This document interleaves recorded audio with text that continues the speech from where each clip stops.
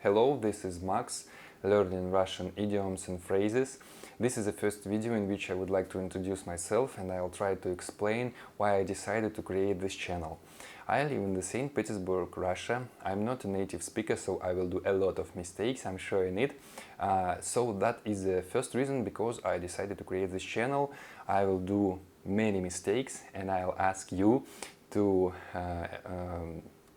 correct me in this comment section after each video.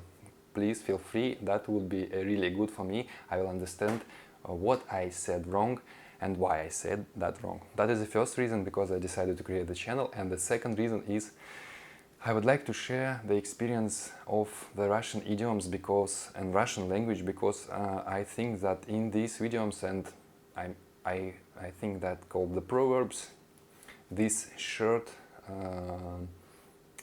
sentences in which is a lot of knowledge, if I can say so.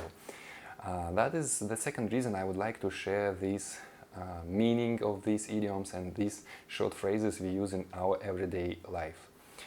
So I hope you will enjoy this channel.